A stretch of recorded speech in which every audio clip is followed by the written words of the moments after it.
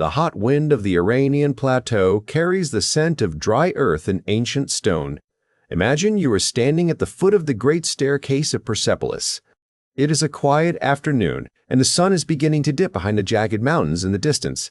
You run your hand over the smooth limestone of a massive pillar. This stone was carved over 2,000 years ago by craftsmen who believed their empire would last forever. But as you look around, you see broken columns and empty halls. There is a profound silence here, a silence that tells a story of both immense power and sudden, violent endings. How does a civilization survive when its greatest symbols are burned to the ground? This is the central mystery of the Persian spirit. Most empires in history disappear once their capital is taken, but Iran did something different. It moved. It changed its shape. It retreated into the hearts of its people and waited. Before the fires of conquest, there was a world of unimaginable wealth and complex organization. The Persian Empire was the first true superpower, stretching from the edges of India to the shores of the Mediterranean Sea. It was a place where different languages were spoken, different gods were worshipped, and different cultures lived under one law. This law was not written in anger, but in a spirit of coexistence that was thousands of years ahead of its time. Think about the first time you faced a massive change in your life, a moment where everything you knew was suddenly gone. For the people of this land, that moment happened many times. Each time, the world thought the story of Persia was over, and each time, the world was wrong. To understand why they never gave up, we have to travel back far beyond the ruins of the palaces to the very beginning of the struggle on the high, dry plains where survival was the only goal. The story of this resilience did not begin in a palace, but in the red dust of the high plateau. Long before the first kings, there were families who had to survive in a land that gave nothing for free. Imagine a landscape of jagged purple mountains and vast, salt-crusted deserts. To live here, you could not be lazy. You had to be a master of the earth itself. These early people looked at the dry plains and did not see a wasteland. They saw a challenge. They invented the Kamermat, a system of underground canals that traveled for miles beneath the burning sand. Think of the discipline required to dig these tunnels by hand in total darkness just to bring a single cool stream of water to a thirsty village. This was the first lesson of the Persian soul. If the surface of the world is harsh, you must find the life-giving water deep underground. This metaphor would define their history for 3,000 years. As the small settlements grew, a leader named Cyrus emerged. He was not a typical conqueror who destroyed everything in his path. Instead, he carried a vision of a world where different people could live together in peace. When he entered the great city of Babylon, he did not burn the temples. Instead, he freed the slaves and told the people they were safe. He wrote these promises on a clay cylinder, a small object that changed the course of human rights forever. But why did he do it? Was it kindness, or was it a strategy for long-term survival? In the quiet moments of his camp, Cyrus must have looked at the stars and realized that an empire built on fear will always collapse. An empire built on respect, however, becomes a part of the people's identity. This early wisdom created a foundation so strong that even the greatest storms of history could not fully wash it away. The golden sun of the empire began to set in the year 330 BC. A young man from the west, Alexander, arrived with an army that moved like a lightning bolt across the plains. The Persian soldiers, who had guarded the royal road for generations, found themselves facing a new kind of warfare. The ground shook with the sound of thousands of marching feet. In a series of massive battles, the impossible happened. The great king was defeated. Imagine the shock in the streets of Persepolis. For centuries, this city was the center of the known world. Now foreign soldiers walked through the private gardens of the palace. Then came the night of the Great Fire. Some say it was an accident, while others say it was revenge. Either way, the wooden ceilings of the palaces, carved from the cedars of Lebanon, turned into a sea of orange flames.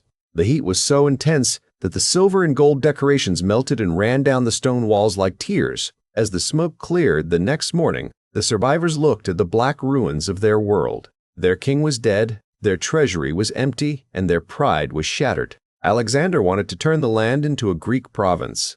He brought Greek artists, Greek plays, and the Greek language. For the next few centuries, it seemed like the Persian identity was being erased. But beneath the surface, something was moving. The people did not fight back with swords immediately. Instead, they waited. They learned the ways of their conquerors, but they never stopped speaking their own language at home. They watched as the Greek Empire eventually grew weak and divided. It was a long, patient game of survival. They realized that you can occupy a land, but you cannot occupy a mind that refuses to forget its origins. If the Greek conquest was a storm, the Mongol invasion centuries later was an earthquake that nearly ended everything. In the 13th century, a dust cloud appeared on the eastern horizon. It was the largest army the world had ever seen. When the Mongols arrived, they did not just want to rule, they wanted to destroy.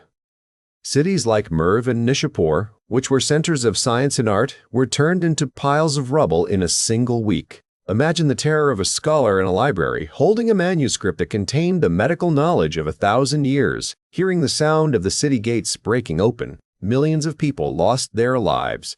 The irrigation systems, those precious underground tunnels built with the sweat of ancestors, were destroyed or filled with sand. The fields turned back into desert. This was the lowest emotional moment for the culture. There was no central government left to protect anyone. The land was divided among local warlords who cared nothing for the history of the people. It was a time of total chaos and deep spiritual pain. Many poets of this era wrote about the end of time. They felt as though the world had become a dark forest where no path could be found. Yet, even in this darkness, a small light remained. The families who fled to the high mountains carried their stories with them. They did not have gold or land anymore, but they had their memories. They began to realize that as long as one person could recite a poem in the Persian language, the nation was still alive. The crisis forced them to decide, would they disappear into history, or would they find a way to breathe again? Top Conceptions. Part 5. Turning Point. The choice to rise, the turning point, did not happen on a battlefield. It happened in the mind of a poet named Ferdowsi. He lived during a time when the Arabic language was the language of power and religion, and the old Persian tongue was fading away. Ferdowsi saw that if the language died, the soul of the people would die with it. He made a radical decision. He would write the history of his people from the beginning of time until the fall of the empire, and he would do it using Kavan, only pure Persian words. He spent 30 long years working on this project. Imagine the discipline. He grew old and poor while writing his masterpiece, the Shahnameh, or the Book of Kings. He was often ignored by the rulers of his time. He sat in his small house, surrounded by old scrolls writing about heroes and monsters, about honor and betrayal. He was building a palace of words that no fire could ever burn. When the book was finally finished, it spread across the land like a wildfire. Suddenly, people from different villages and different social classes had the same story. They remembered who they were. They realized that they were the descendants of heroes. This gave them the psychological strength to start rebuilding. This was the moment the culture chose to survive. They began to integrate their conquerors instead of being destroyed by them. They taught the Mongol rulers how to appreciate Persian art and how to govern a complex society. Slowly, the barbarians became the patrons of Persian culture. The defeated had become the teachers of the victors. It was a victory of the mind over the sword. After the decision to survive came the long, hard work of restoration. This part of the story covers hundreds of years of slow progress. It was a time of intense discipline. Think of the carpet weaver sitting at a loom for 10 hours a day, tying thousands of tiny knots to create a single garden of silk. This was not just a job. It was a way of preserving beauty in a world that had seen too much destruction. Architects began to experiment with math and light. They built the great bridges of Isfahan and mosques with domes so blue they seemed to melt into the sky. They were trying to create a heaven on earth to replace the one they had lost. Science also returned. Scholars studied the stars and the human body, writing books that would later be used in universities across Europe. But the struggle was never easy. There were constant threats from the West and the East. The land was often a bridge between warring empires. To survive, the people had to become masters of diplomacy. They learned how to negotiate, how to be flexible, and how to protect their core values while appearing to change on the surface. This period taught the people that progress is not a straight line. It is a slow climb up a steep mountain. Every step forward is met with a setback. But as long as you keep your eyes on the summit, you are never truly lost. The discipline of the craftsman, the scholar, and the farmer became the heartbeat of the nation. They were no longer just surviving. They were preparing for a new era. The breakthrough came when the world finally began to see the quiet strength of this culture. In the modern age, the secrets of the plateau were revealed to everyone. Travelers and historians began to realize that the history of Iran was not just a local story, but a human one. The ruins of Persepolis were no longer just a pile of stones. They were a monument to the first dream of global human rights. The breakthrough was also artistic. Iranian filmmakers began to win awards at major festivals, telling simple, emotional stories that moved people in every country. They showed the world the face of a modern people who were still deeply connected to their ancient roots. The world saw that despite the political headlines and the struggles of the modern world, the heart of the people remained unchanged. Scientists and engineers from the plateau began to lead projects in the world's top universities. They carried with them that ancient discipline, the same spirit that dug the underground canals and built the blue domes. They were showing that resilience is not just about staying the same. It is about taking your history and using it to build something new. Recognition arrived not through power, but through influence. The Persian garden, with its symmetry and water features, influenced the design of parks from India to Spain. The poems written in the darkest nights of the Mongol invasion were now translated into every major language. The culture had successfully traveled through the golden gates of history and arrived on the global stage. Stronger and more complex than ever before, as we reach the end of this journey, we must ask, what is the true meaning of this story? We have seen empires rise and fall, cities burn, and languages almost disappear. The story of Iran is not a tragedy. It is a masterclass in the art of resilience. It tells us that your identity is not defined by your problems, but by how you respond to them.